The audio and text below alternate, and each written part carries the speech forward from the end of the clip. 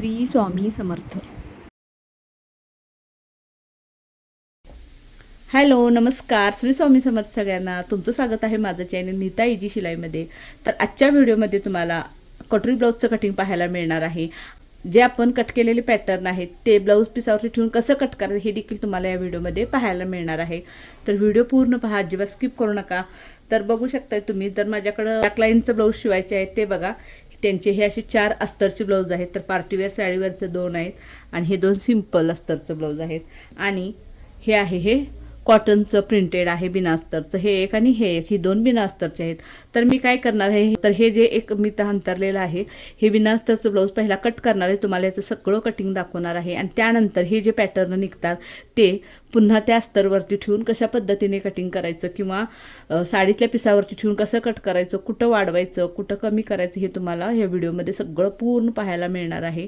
तर आणि मध्ये मध्ये देखील तुम्हाला खूप साऱ्या टिप्स ट्रिक्स मिळतील, त्यामुळे व्हिडिओ पूर्ण बघा, जे स्किप करू नका. तर तुम्हाला मी आता कटिंग दाखवते. तर मी याची मापे लिहून घेतले.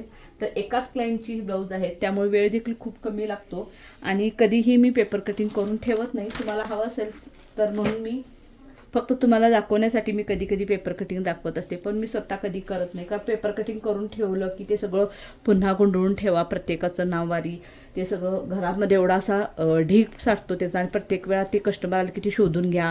पुन्हा ते वर्षान वगैरे आलं की मग पुन्हा त्याची बॉडी चेंजेस झालेले असतात, कोण जाड झालेलं असतं, कोण बारीक झालेलं असतं, पुन्हा मग ब्लाऊज बसायला प्रॉब्लेम. त्यामुळे मी कुणाचंही पेपर कटिंग करून ठेवत नाही. जसं कस्टमर येईल त्यांचं मापाला ब्लाऊज द्यायला होते, त्या वेळेचं त्यांना व्यवस्थित बसतेलं आणि त्यानुसार मी कटिंग करते. असं खूप वेळ लागत नाही अजिबात आणि कटोरी देखील वाढवायला लागत नाही, काहीच नाही. ही माझी वेगळी पद्धत आहे थोडी, सगळ्यांच्यापेक्षा. यूट्यूबवर कोणीही तुम्हाला ही पद्धत सांगणार नाही, इतकी सोपी पद्धत आहे. तुम्हाला देखील ही पद्धत एकदा पाहिलात की लगेच जमेल आणि तुम्हाला देखील नक्की आवडेल. तर बघा, इथं मी अस्तरची घडी टाकून तर इथं ब्लाऊज पिसाची घडी टाकून घेतलेली आहे आणि दुमडलेली बाजू माझ्याकडच्या साईडला आहे. तर ब्लाऊजची उंची बघू शकता तुम्ही 12.25 इंच आहे. तर नेहमी आपण त्यामध्ये 1 इंच वाढवतो, म्हणजे एकूण आपण 13.25 इंच घेणार आहोत. तर शोल्डर इथे बघा 5.5 इंच आहे, तर 5.5 इंचावर मी पॉईंट देणार आहे. तर शोल्डर 5.5 इंच का आहे ते देखील मी तुम्हाला सांगणार आहे आणि ब्लाऊजची छाती किती आहे, छातीनुसार किती शोल्डर असायला हवं हे देखील तुम्हाला मी पुढे सांगणारच आहे. तर शोल्डर 5.5 इंच आहे, तर मुंड्यामध्ये आपण अर्धा इंच वाढवून घेणार आहोत, म्हणजे 6 इंच मुंडा घेणार आहोत. तर इथं 6 इंच मुंडा घेतला आणि इथे देखील बघा मुंड्याचं जिथं आपण मार्किंग केले तिथे देखील 5.5 इंच आहे, ते पाहून घ्यायचं आणि इथे अशी थोडीशी लाईन आखून घ्यायची, म्हणजे ही लाईन काय होते आपली तिरकी येत नाही, तर अगदी व्यवस्थित येते. त्यामुळे आपलं ब्लाऊज देखील मुंड्यामध्ये व्यवस्थित बसतं. तर ही लाईन आखून घेतली आणि ब्लाऊजची छाती बघू शकता इथं 32 इंच आहे. तर 32चा चौथा भाग 8 इंच होतो, तर इथं 8 इंचावर पॉईंट दिला आणि त्यानंतर मार्जिनसाठी मी 2 इंच घेतलेला आहे. तुम्ही 1.5 इंच देखील घेऊ शकता, 1.5 किंवा 2 इंच चालू शकतं. तर इथे बघा ब्लाऊजची छाती 32 आहे, तरी देखील मी 5.5 इंच शोल्डर घेतलेला आहे. याचं कारण आहे, या ब्लाऊजला 5 इंच शोल्डर देखील चालू शकतं, पण कधी जेव्हा याचा गळा खूप डीप असेल, म्हणजे 9.5-10 असेल, त्यावेळी तुम्ही 5 इंच घेतला तरी देखील चालू शकतं.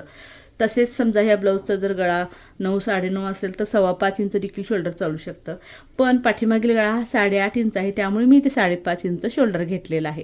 तर आपल्याला पाठीमागील पुढील गळ्यानुसार शोल्डर घ्यावं लागतं, कारण गळे जसजसे मोठमोठे होत जातात आणि पसरत जातात तसतसं आपलं शोल्डरचं माप कमी कमी होतं. कारण मग शोल्डर देखील मोठं ठेवलं आणि गळे देखील खूप डीप ठेवले तर तुमचं ब्लाऊज शोल्डरमधून उतरणार, मुंड्यामध्ये फुगा येणार, चुन्या येणार, असं पूर्ण सगळं ब्लाऊज एकदम बिघडून जाणार. त्यामुळे आपल्याला गळ्यानुसार मापे घ्यायचे असतात. तर जसजसे तुम्ही माझे व्हिडिओ बघत जाल तसतसं तुम्हाला समजेल की किती गळा असेल तर किती शोल्डर घ्यावं किंवा मुंडा किती घ्यावा छातीनुसार, हे सगळं तुम्हाला या व्हिडिओमध्ये कळणार आहे.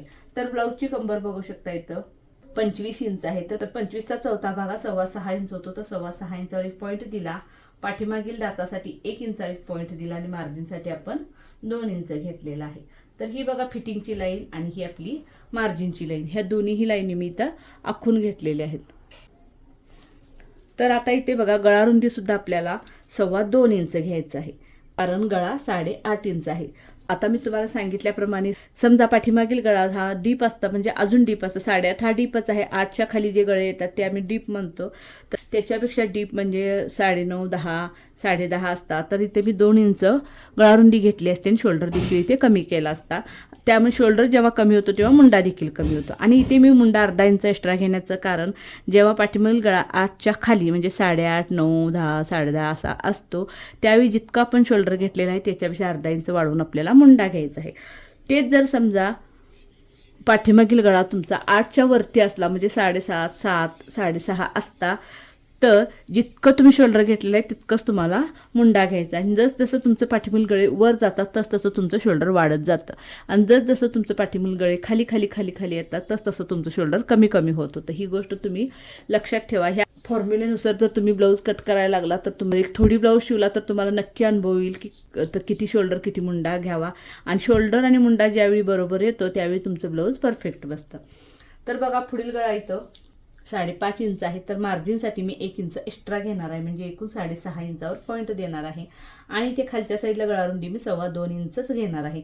इथं काही वाढवून वगैरे घेणार नाही, कारण ब्लाऊजची छाती कमी आहे. जर सेम सगळं आपण शोल्डर मुंडा गळा सगळं घेतलं आणि समजा ब्लाऊजची इथं छाती जर 36 किंवा 38 असती तर मी इथं खालच्या साईडला गळारुंदी 2.5 इंच घेतली असती, कारण मग छातीमध्ये ब्लाऊज हे आपल्याला टाईट झाला असतं. पण इथे छाती लहान असल्यामुळे किम गळारुंदी वरती घेतलेली आहे तितकंच खाली घेतलेले आहे. तर इथे बघा, आता मुंड्यामध्ये टेप तिरका ठेवून मुंड्याचं आपण मार्किंग करून घ्यायचं आहे. तर इथे मी 1.25 इंचावर टेप ठेवलेला आहे, तर इथे एक पॉईंट देऊया. तसा टेप खाली ओढायचा आणि 1.25 इंचावर आणखीन एक पॉईंट द्यायचा. तर जो वरचा पॉईंट आहे हा आहे आपला पाठीमागील भागाचा मुंडा आणि जो खालचा पॉईंट आहे तो आहे आपल्या पुढील भागाचा मुंडा. तर आता इथे बघा, मी थोडंसं असं ही खालच्या मुंड्याची जी लाईन आहे थोडीशी मी आतून घेतलेली आहे, म्हणजे ही जी मध्ये लाईन आपली राहिलेली आहे त्याच्या आतून घेतलेला आहे. यामुळे काय होतं, मुंड्यामध्ये जो फुगा येतो तो फुगा येत नाही, त्यामुळे अशा पद्धतीने मी आतून घेतलेला आहे मुंड्याचा आकार. तर आता बघा, क्रॉसपट्टीचं माप घेऊया. तर क्रॉसपट्टी इथे मी 2.5 इंचाची घेतलेली आहे. तर ह्या साईडला 2.5 इंच घेतली, तर ह्या साईडला मी 2 इंच क्रॉसपट्टी घेणार आहे, म्हणजे अर्धा इंच कमी. तर ही तिरकी लाईन आपण अशी आखून घ्यायची आहे आणि या तिरक्या लाईनीवरती आपल्याला कोटरीचं माप घ्यायचं आहे. तर ब्लाऊजची कोटरी 5.25 इंच आहे. तर कोटरीचं माप मी कसं घेतलं किंवा कशा पद्धतीने काढलं हे देखील तुम्हाला मी एका व्हिडिओमध्ये सांगणार आहे. म्हणजे मापं घेऊन ब्लाऊज कसं कट करायचं हे तुम्हाला मी पुढे येणाऱ्या व्हिडिओमध्ये दाखवण्याचा प्रयत्न करेन. तर इथून बघा, जो खालचा मुंडा आहे तिथून टेप ठेवायचा आहे आणि आतल्या साईडला आपण 2.5 इंचाचा असा पॉईंट देऊन घ्यायचा आणि हे तिन्ही पॉईंट मिळून आपल्याला कोटरीचा आकार काढ. 3 म्हणजे कुठलं, हा जो गळ्याचा आपला 5.5 म्हणजे गळा आपला 5.5 इंच आहे तो पॉईंट, त्यामध्ये आपण 1 इंच वाढलेला आहे, म्हणजे जे 5.5 इंच मेन गळा आहे तो पॉईंट, हा 2.5 इंचाचा पॉईंट आणि हा कोटरीचा पॉईंट. तर आता हे सगळं मार्किंग आपलं करून झालेलं आहे. तर आता ह्या लाईनीवरून भोवत्यानेच फक्त आपल्याला कट करून घ्यायचं आहे.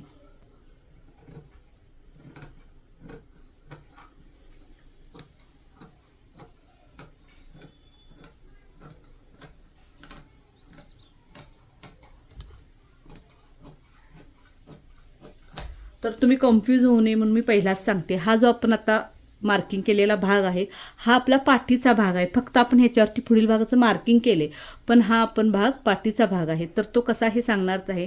तर इथे बघा, तर हे ब्लाऊज पीस जसं अंतरलेलं आहे हे तुम्ही बघा. आता इथून आपण हा भाग काढलेला. आता आपल्याला फक्त काय करायचं आहे, हा ब्लाऊज पीसचा हा जो भाग तिकडचा आहे तो इकडं घ्यायचा आहे आपल्या साईडला, तर ह्या बाजूला घ्यायचा आहे. तर त्याचं कारण सांगते तुम्हाला मी, कारण इथं आपल्याला हा साईड पीस बसवायचा आहे, तर तो इथं परफेक्टच बसतो, त्यामुळे मी असं पद्धतीने पलटून घेतलेला आहे. तर आता आपल्याला काय करायचं, हा जो मार्किंग केलेला भाग आहे तो इथं असा पलटी करून ठेवायचा आहे. तर हे असं पलटी करून घेतला तर बघू शकता तुम्ही या अशा पद्धतीने. आणि आपल्याला असा अंदाज घ्यायचा आहे की कुठेही कमी वगैरे जास्त पडणार, तर साईड पीस यामध्ये व्यवस्थित बसतो का हे पाहायचं आहे. तर इथे मी व्यवस्थित असं ठेवून घेतलेलं आहे. तर आता आपल्याला काय करायचं आहे बघा, आता जो आपण हे पॅटर्न ठेवलेला आहे त्याचा जो शोल्डर येतो ना, त्या शोल्डरच्या ठिकाणी एक लाईन अशी आखून घ्यायची. इथं मुंड्याच्या ठिकाणी एक लाईन अशी आखून घ्यायची, इथं थोडी एक लाईन आखायची. त्यानंतर इकडे बघा, जी फिटिंगची लाईन आहे तिकडं आपण अशी पूर्ण लाईन आखून घ्यायची. तर ही लाईन असं आखून घेतली. आता ह्याच्यावरती फक्त थोडंसं हाताने प्रेस करायचं, म्हणजे जो आपण साईड पीस काढलेला आहे तो तसाच्या तसा ह्याच्यावरती उठणार आहे. म्हणजे जो चॉकचा आपण आकार काढलेला आहे तो तसाच उठणार आहे. तर तुम्हाला दाखवते, खूप म्हणजे खूप सोपी पद्धत आहे. तुम्ही एकदा जर तुम्हाला ही पद्धत आवडली तर तुम्ही पुन्हा तर बघू शकताय हा आकार तुम्हाला दिसत असेल कॅमेरामध्ये, मला फर्स्ट दिसतो पण तुम्हाला दिसतोय काय बघा. हे बघा इथून अशा पद्धतीने हा साईड. आता ह्याला काहीच करायचं नाही, फक्त कट करायचं. तर किती सोपी पद्धत आहे बघा. तुम्हाला पेपर कटिंग करायला किती वेळ लागतो, पुन्हा ते पेपर गुंडाळलेले असतात, ते परत व्यवस्थित करा. तर ही खूप सोपी पद्धत आहे. आणि समजा ती लेडीज जाड किंवा बारीक झाली असली तरी सुद्धा माप बदलण्याचं काही टेन्शन नाही किंवा कमी जास्त करण्याचं काही टेन्शन नाही. आणि कपडा देखील अशा पद्धतीमध्ये खूप शिल्लक राहतो, भरपूर कपडा शिल्लक राहतो. कटोरी देखील आपण यामध्येच वाढवू शकतो आणि आपला कपडा देखील वाया जात नाही. तर हे बघा मी मार्किंग केलेले जिथं जिथं हे उठलेलं आहे तसं पद्धतीने मी कट करून घेतलेलं आहे. आपला साईड पीस आता मिळालेला आहे. तर आता मला बाहीचं कटिंग करायचं आहे. तर बाहीमुळे हे बघा अशा पद्धतीने घडी टाकायची, म्हणजे ऑलरेडी डबल फोल्ड होतात, त्यामध्ये आणखीन एक घडी टाकली म्हणजे चोबल फोल्ड झाला. तर हे बिना अस्तरचं ब्लाऊज असल्यामुळे इथे खालच्या साईडला आपण 1.5 इंचावर एक असा पॉईंट द्यायचा. तर इकडे देखील मी 1.5 इंचावर पॉईंट देते आणि इथे अशी एक लाईन आखून घेते. म्हणजे कसं हे आपल्याला हातशिलाईची पट्टीसाठी लागणार आहे. तर बघा लाईट्स आमच्या इकडे गेलेली आहे, त्यामुळे मी असं लॅम्प लावून घेतलेला आहे. तर आता बघा ही जी लाईन आपण आखून घेतलेली आहे, हे लाईनीच्या वरती आपल्याला बाहीचं मार्किंग करायचं आहे. तर ब्लाऊजची बाही किती आहे बघा. तर ब्लाऊजची बाही आहे 5.25 इंच. तर बघा हे इथं आलेलं आहे आपलं 5.25 इंच. तर आपल्याला शोल्डरमध्ये जे मार्जिन लागतं त्यासाठी आपल्याला अर्धा इंच वाढवून घ्यायचं आहे, म्हणजे एकूण मी 6.25 इंचावर पॉईंट देणार आहे. आणि इथे देखील आपण असं पॉईंट देऊन घेऊ शकतो 6.25 इंचावर. आणि ही लाईन अशी आखून घ्यायची. लाईन आखून घेतली आणि या लाईनीवरती आपल्याला 2 इंचावर असं मार्किंग करून घ्यायचं आहे. आणि ही जी लाईन आखून घेतली इथून खाली आपल्याला मुंडाकुलीचं माप द्यायचं आहे. तर आता बघा मोठी बाही असेल तर आपण 3.5 इंच मुंडाकुली घेतो. तर छोटी बाही असेल तर काय करायचं, खूप काही करत बसण्याची गरज नाही. इथं असं आपण बाहीचं माप घ्यायचं आहे आणि जितकी बाही आहे त्याचं बघा आपल्याला असा सेंटर काढायचा, टेप फोल्ड करायचा आणि जिथं टेप फोल्ड होतो तिथं आपल्याला असं मार्किंग करून घेतलं, तो आपल्याला मुंडाकुली. तर आता आपल्याला घ्यायचं आहे बाही रुंदी. तर बाही रुंदी कशी घ्यायची हे देखील तुम्हाला मी या व्हिडिओमध्ये दाखवणार आहे. तर आता आपण हे मार्किंग केलेला भाग घेतलेला आहे. तर इथे बघा जी फिटिंगची लाईन आहे आपली, म्हणजे ती आपण छातीचा चौथ्या भागाचं मार्किंग केलं आहे, तिथून असा टेप ठेवायचा आहे आणि असा गोल फिरवत आपल्याला ह्या मुंड्यापासून शोल्डरपर्यंत घ्यायचं आहे. तर किती आलेलं आहे बघू शकताय तुम्ही. तर हे आलेलं आहे आपलं 7.5 इंच. तर इथे बाही रुंदी आपल्याला 7.5 इंच घ्यायची आहे. तर 7.5 इंचावर मार्किंग केलं आणि तिथून पुढे आपल्याला मार्जिनसाठी 1.5 ते 2 इंच घ्यायचं आहे. तुम्ही ब्लाऊजला 2 इंच घेतला असेल तर इथे 2 इंच घ्या आणि 1.5 घेतला असेल 1.5 इंच घ्या. तर इथे मला बघा थोडासा अर्धा इंच जोड द्यावा लागणार, तो मी नंतर देऊन घेईन ब्लाऊज शिवते वेळी. इथे अशी आपल्या तिरकी लाईन आखून घ्यायची आहे. हा जो 2 इंचाचा पॉईंट आहे तिथून ते मुंडाकुलीपर्यंत. आणि इथे खालच्या साईडला मी दंडघेर घेणार आहे. तर दंडघेर आपला 5.25 इंच आहे. तर 5.25 इंचावर पॉईंट दिला, त्यामध्ये मार्जिनसाठी 2 इंच घेतलेला आहे. तर बघा आता ही जी लाईन आखलेली आहे ह्याला आपल्याला थोडासा गोलसर आकार द्यायचा आहे, म्हणजे बाहीचा आकार काढून घ्यायचा आहे. बघा तर आता हा बाहीचा आकार काढलेला आहे. तर आता आपल्याला बाहीचा पुढील भागाचा आकार काढायचा आहे. तर कसं, तर बघा मुंडाकुलीपासून ह्या 2 इंचापर्यंत जितकं अंतर आहे मध्ये त्याचा आपल्याला सेंटर काढायचा आहे. तर सेंटर तुम्ही असा देखील काढू शकताय बघा.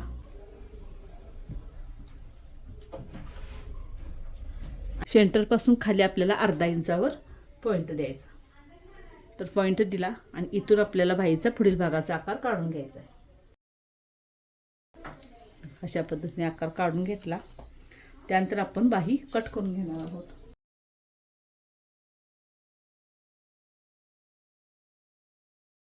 पुढील भागाला इथं मी कट मारून घेतलेला आहे आणि सेंटरला देखील कट मारून घेतलेला आहे. तर हा कट मारल्यामुळे पुढील भागाचा आणि सेंटरचा काय होतं, बाही कमी जास्त होत नाही आणि पुढे मागे उलटसुलट देखील होत नाही. तर ही देखील ट्रिक तुम्ही लक्षात ठेवा, कारण इथे जो कट मारलेला आहे बघा, दोन्ही बाजूची बाही जी कट मारलेली आहे ती पुढील भागाला आपण जोडणार आहोत. त्यामुळे काय होतं, बाही उलटसुलट कधीच होत नाही. तर ही देखील ट्रिक खूप महत्त्वाची आहे. तर आता बघा हा राहिलेला कपडा आहे, यामध्ये आपल्याला कटोरी आणि आपली क्रॉसपट्टी कट करून घ्यायची आहे. आपण ज्या पद्धतीने साईड पीस काढला त्याच पद्धतीने कटोरी देखील आपल्याला कट करून घ्यायची आहे.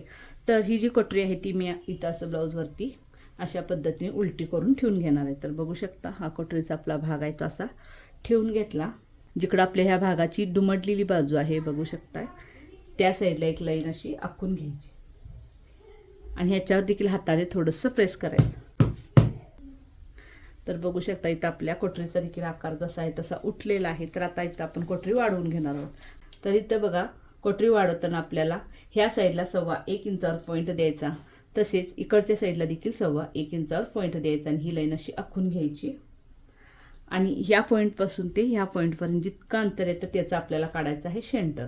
तर सेंटर काढताना आपल्याला असं टेप फोल्ड करून घेतला तरी चालू शकतं. तर इथं आपण पॉईंट देणार आहोत आणि ह्या पॉईंटपासून खाली आपल्याला 1.5 इंचावर आणखीन एक पॉईंट द्यायचा आहे. तर इथे बघा 1.5 इंचावर पॉईंट दिला आणि इथून या 1.25 इंचाच्या पॉईंटपर्यंत अशा तिरकी लाईन आखून घ्यायची आहे. बघ, आणि जिकडे बघा कोटरीचा हा गोलाकार आकार आहे इकडं आपल्याला 1/2 इंचा असा पॉईंट द्यायचा आणि हा गोलाकार जोडून घेतला आणि इथून बघा आपल्याला या 1.25 इंचापर्यंत हा गोलाकार आकार जोडून घ्यायचा आहे.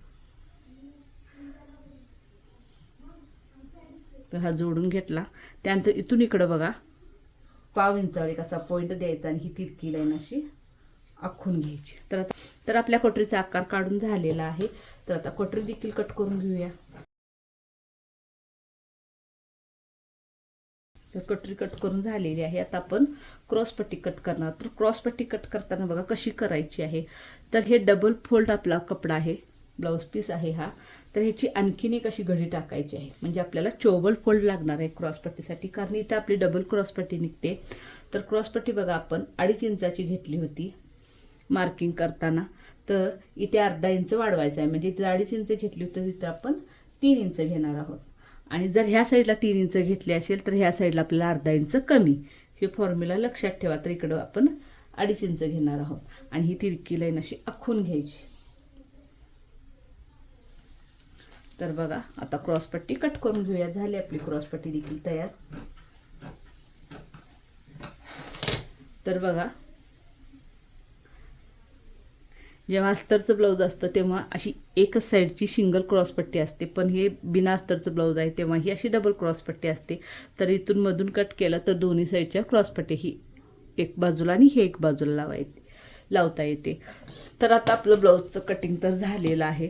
तर आता अस्तरवरती ठेवून हे पॅटर्न कसे कट करायचे ते बघूया.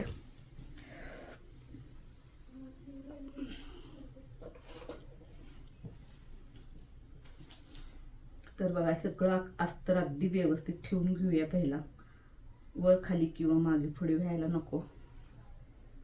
तर बघा अस्तर अगदी व्यवस्थित असं एकमेकावरती ठेवून घेतलेलं आहे. तर हा ब्लाऊज पीस देखील मी यावरतीच ठेवून घेते, म्हणजे अगदी कमी वेळामध्ये आपलं कटिंग होईल.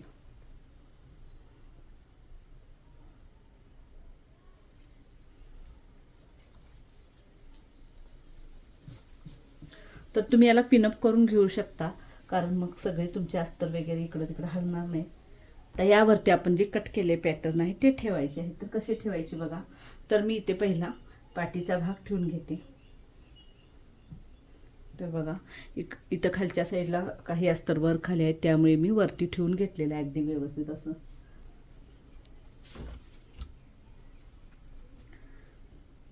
आणि त्यानंतर बघा इकडच्या साईडला आपल्याला बाही ठेवून घ्यायची आहे अशा पद्धतीने.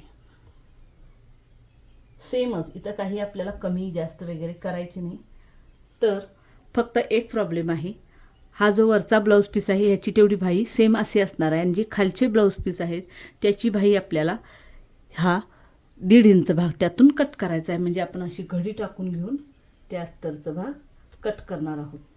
तर बघा इतकंच आपल्याला अस्तरसाठी बाही लागणार आहे. तर आता आपण इकडं नॉच मारले त्यामुळे आपल्या लक्षात येतं की आपल्याला किती घडी टाकायची. नंतर बघा हा आपण साईड पीस अशा पद्धतीने ठेवू शकतो किंवा असं देखील इथं ठेवू शकतो, अगदी व्यवस्थित बसतो. आणि कोटरी आपल्याला अशी तिरक्या भागामध्ये काढायची असते, त्यामुळे मी इथं अशी कोटरी ठेवून घेते आणि इथं आपण क्रॉसपट्टी ठेवून घेणार आहोत. तर मी इथे मध्ये कपडा शिल्लक राखलेला आहे गोडसाठी वगैरे, तर साईडला क्रॉसपट्टी ठेवलेली आहे, कारण फक्त ह्या ब्लाऊज पीसाची क्रॉसपट्टी आपल्याला अशी येणार आहे. बाकीचे जे अस्तर आहे त्यामध्ये आपल्याला फक्त अशी निम्मीच क्रॉसपट्टी येणार आहे. आणि बाकीचं फक्त तुम्हाला मी आता सांगितल्याप्रमाणे हा वरचा पीस तेवढा मी या सेम पद्धतीने कट करून बाकीचे अस्तर जे आपण अशी घडी टाकून इतकी छोटीच बाही कट करून घेणार आहे. आणि फक्त क्रॉसपट्टी मी अस्तर जे आहे त्याची अशी कट करून घेणार आहे. आणि हा ब्लाऊज पीस आहे ते 4/6. तर मी आता हे नंतर कट करून घेते तुम्हाला दाखवण्यासाठी हे सांगितलं. व्हिडिओ खूपच मोठा व्हायला लागला आणि लाईट गेल्यामुळे अंधार देखील भरपूर पडायला लागला, तर तुम्हाला कदाचित मग पुढे दिसणार नाही. कारण व्हिडिओ कसा वाटला मला नक्की कमेंट करून सांगा. आणि तुम्हाला जर माझे व्हिडिओ आवडत असतील तर लाईक, शेअर आणि सबस्क्राईब करायला देखील विसरू नका. आणि हे सगळे ब्लाऊज तयार झाल्यानंतर सुद्धा मी तुम्हाला दाखवीन की कशा पद्धतीचे शिवलेले आहेत. चला पुढच्या व्हिडिओमध्ये भेटू. थँक्यू.